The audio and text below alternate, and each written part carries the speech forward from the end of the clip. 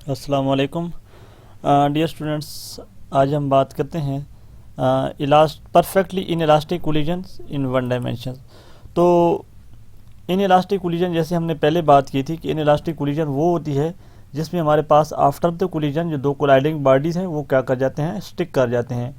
तो इसको हम कहते हैं परफेक्टली इन इलास्टिक कोलिजन। और एक चीज़ हम यहाँ पे डिफाइन करेंगे कोएफिशिएंट ऑफ रिस्टिट्यूशन की क्या होता है, V2 minus V1 over U2 minus U1। हम इसको ऐसे लिखते हैं।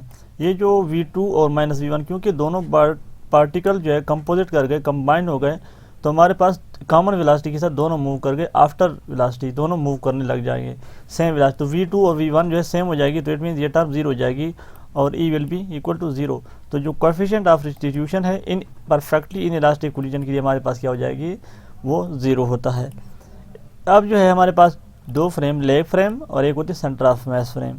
लेग फ्रेम जो बाहर का ऑब्जर्व होता है और जो सेंटर ऑफ मैस फ्रेम होता है मीन जो हमारे पास पार्टिकल उसी फ्रेम में कोई जो ऑब्जेक्ट बैठा हुआ है। तो अब जो है let M1 and M2 be their masses. जो हमारे पास दो पार्टिकल है, इसमें एक वेलोसिटी U1 और एक U2 है। अब the two particle before collision since two particle stick together on impact let their velocity after collision will be is V। तो क्या हम अज्यूम करते हैं कि हमारे पास फर्स्ट लेट करते हैं कि एक पार्टिकल वो क्या था, उसका मैस हमारे पास लेट M1 और वो किस वेलोसिटी के साथ U1 वेलोसिटी के साथ। और इस तरह जो सेकंड पार्टिकल लेट अज्यूम करते हैं फॉर सिंप्लीफिकेशन कि उसका मैस जो है हमारे पास M2 था और इसकी velocity let U2 is equal to 0 ले लेते हैं।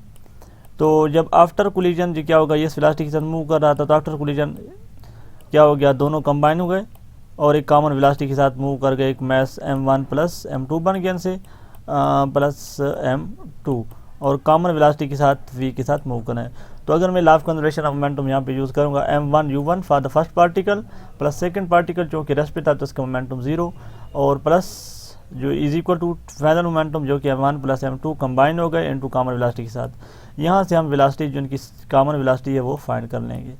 अब हम देखते हैं कि क्या इनकी जो इन इलास्टिक हमने बात की, क्या ये इन इलास्टिक है या नहीं according to the lab frame. तो इनिशियल काइनेटिक एनर्जी जो फर्स्ट पार्टिकल की काइनेटिक एनर्जी होगी 1/2 M1 U1 square plus second particle की काइनेटिक एनर्जी, क्योंकि ये तो रेस्ट पे था तो इसकी काइनेटिक एनर्जी 0 होगी।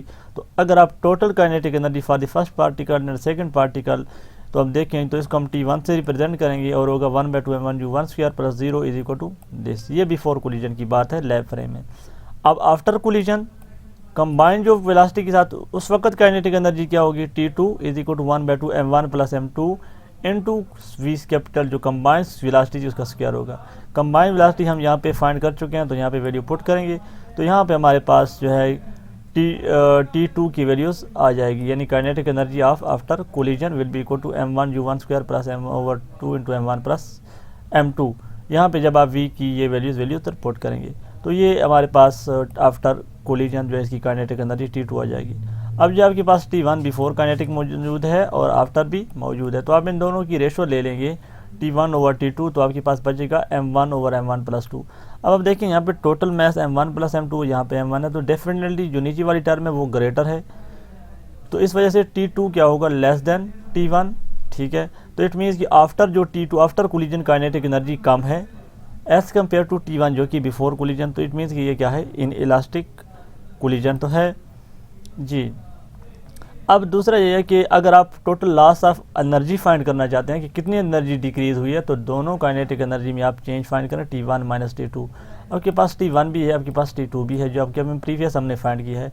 तो T1 की वैल्यू पुट करें और T2 की वैल्यू पुट करें तो हमारे पास ये जो है हमारे पास आ जाएगा total loss of the kinetic energy आ जाएगा।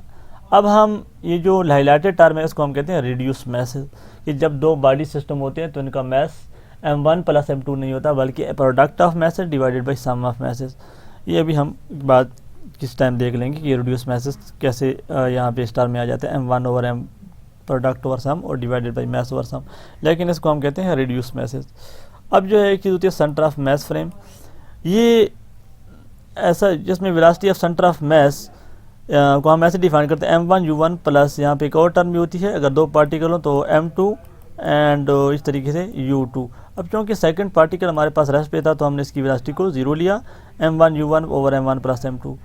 तो u2 हमारे पास रेस्ट पे था जिसकी वजह से हमारे पास m2 u2 वाली टर्म वो 0 हो गई, या हमने m1 u1 वाली लिखी है। वेलोसिटी ऑफ सेंटर ऑफ मास को हम पहले डिफाइन कर चुके हैं कि हम सेंटर ऑफ मास को अगर u डिफाइन करें xcm is equal to m1 x1 और प्लस m2 u2 और divided over m1 plus m2, तो इसका डेरिवेटिव कुछ तरीके से आ जाता है। अब velocity of the mass m1 before collision in the centre of mass system हमारे पास, जैसे आप गैलेरियन ट्रांसफॉर्मेशन यूज़ करते हैं, u1 prime will be equal to u1 minus v centre of mass, क्योंकि v सेंटर ऑफ मास हमारे पास ये हाईलाइटेड टर्म पुट करेंगे तो ये हमारे पास u1 प्राइम दे देगा is equal to m2 u1 over m1 plus m2। अब देखें दोनों के साइन के साथ पॉजिटिव है, ये भी पॉजिटिव, इट मीन्स कि जो सेंटर ऑफ मास फ्रेम में होगा ये एक m1 और एक था हमारे पास m2। तो m1 जो है किस डायरेक्शन में मूव कर रहा था, इस डायरेक्शन में मूव कर रहा था, ठीक है। और जो आपके पास ये तो स्लैब फ्रेम थी, स्लैब फ्रेम से हम सेंटर ऑफ मास फ्रेम देखें, एक हमारे पास m1 होगा और दूसरा हमारे पास m2 जो कि रेस्ट पे था। तो सेंटर ऑफ मास फ्रेम में वो जो हमारे पास जो फर्स्ट है उसकी वेलोसिटी क्या होगी, वही वाली होगी, यानी वो इस डायरेक्शन में मूव करेगा सेंटर ऑफ मास फ्रेम में, ठीक है, m2 u1 over m1 plus m2। लेकिन जो हमारे पास इसकी होगी यानी u2 प्राइम फाइंड करेंगे, तो इसके लिए हमारे पास क्या वेलोसिटी आती है, u2 prime will be equal to u2 minus vcm। अब क्योंकि u2 0 रेस्ट पे था तो u2 को 0 पुट करेंगे माइनस vcm, तो ये आपके पास u2 prime equal to this term, ये नेगेटिव साइन के साथ आ रहा है। तो ये नेगेटिव साइन का मतलब ये है कि ये u2 प्राइम और सेंटर ऑफ मास की वेलोसिटी अपोजिट डायरेक्शन में होगी, तो हमारे पास इस केस में दोनों अपोजिट डायरेक्शन में मूव करेंगे। इट मीन्स कि हमारे पास ये जो पार्टिकल है ये इस डायरेक्शन में सेंटर ऑफ मास में ट्रेवल करेगा। तो ये हमें पता है कि जब भी हम किसी गाड़ी में बैठ रहे होते तो हमारे पास हम जा रहे होते इस एक डायरेक्शन में, तो हमारे पास जो सराउंडिंग है वो क्या होती है, अपोजिट डायरेक्शन में मूव करने, अपीयर टू मूव। तो इस तरीके से यहाँ पे जो सेंटर ऑफ मास है उसमें अगर कोई बंदा बैठा हुआ है तो उसको यूँ लगेगा ये जो है अपोजिट डायरेक्शन में मूव कर रहा है। तो यहाँ पे u2 के साथ जो है ना नेगेटिव वेलोसिटी ये रिप्रेजेंट करती है। अब वो कहते हैं after collision the two particle हमारे पास क्या अगर ये स्टिक कर गए तो their combined velocity will be m1 plus m2 और equal to velocity of the centre of mass. ज़ाहिर बात है जब दोनों कंबाइन कर गए तो 1/2 m1 प्लस m2 और दोनों कॉमन वेलोसिटी के साथ मूव कर गए, तो फिर इन दोनों की जो कॉमन वेलोसिटी होगी यानी एक ही वेलोसिटी होगी, और कौन सी वेलोसिटी होगी, जो सेंटर ऑफ मास की है, क्योंकि दोनों कंसाइड कर गए तो इट मीन्स दोनों एक कॉमन वेलोसिटी के साथ जो कि सेंटर ऑफ मास की velocity. It means centre of mass की according relative to this particle की वेलोसिटी 0 होगी, क्योंकि ये पार्टिकल भी और ये सेंटर ऑफ मास दोनों क्या है कंसाइड कर रहे हैं, तो दोनों की रिलेटिव वेलोसिटी क्या होगी 0। तो centre of mass after collision move नहीं करेगा, जो उसका यानी हमारे पास r होगा वो सेंटर ऑफ मास के लिए जो पोजीशन वेक्टर यूज़ करते हैं वो चेंज नहीं होगा, तो इसका डेरिवेटिव भी चेंज नहीं होगा, वो भी 0 होगा। इट मीन्स वेलोसिटी इनकी 0 होगी। तो m1 u1 prime plus m2 u2 prime will be equal to 0। और अगर यहाँ से हम थोड़ी बहुत अरेंजमेंट करें टर्म की तो m1 u1 prime minus m2 u2 prime हो जाएगी। अब जो initial kinetic energy of m1 in centre of mass frame वो हमारे पास होगी 1/2 m1 u1 प्राइम का स्क्वायर, और जो सेकंड पार्टिकल की काइनेटिक एनर्जी होगी वो होगी m1/2 m2 u2 प्राइम का स्क्वायर। लेकिन अगर हम total kinetic energy in centre of mass system before collision तो हम इन दोनों को क्या करेंगे, ऐड करेंगे। अब देखें final kinetic energy of the combined mass वो क्या होगा, क्योंकि दोनों वो आपने देखा कि हमारे पास दोनों पार्टिकल आफ्टर कंबाइनिंग वो तो इनकी वेलोसिटी क्या हो गई कॉमन, ठीक है, और इनका जो सेंटर ऑफ मास तो रेस्ट पे था, तो T2 will be equal to 0। तो इस केस में अगर आप टोटल एनर्जी इसमें देखें तो ये होगा total decrease in kinetic energy T1 prime minus T2 prime. तो T1 प्राइम आपको पता है और T2 प्राइम तो 0 है, क्योंकि जब दोनों कंबाइन कर हो गए यानी फर्स्ट पार्टिकल और सेकंड पार्टिकल, तो इनका जो सेंटर ऑफ मास की velocity relative to this particle velocity वो तो 0 है, क्योंकि ये पार्टिकल भी उसी वेलोसिटी के साथ मूव कर रहा है जिस वेलोसिटी से ये इनका सेंटर ऑफ मास मूव कर रहा है। तो दोनों का रिलेटिव वेलोसिटी 0, जिसकी वजह से T2 काइनेटिक एनर्जी 0। तो आप u1 प्राइम की वैल्यू और u2 प्राइम की वैल्यूज कौन सी वैल्यू हम पुट करेंगे, u1 प्राइम की जगह हमारे पास ये u2 प्राइम की वैल्यूज़ है ये वाली, और इससे जो प्रीवियस वैल्यू है वो क्या है u1 प्राइम ये वाली वैल्यूज़।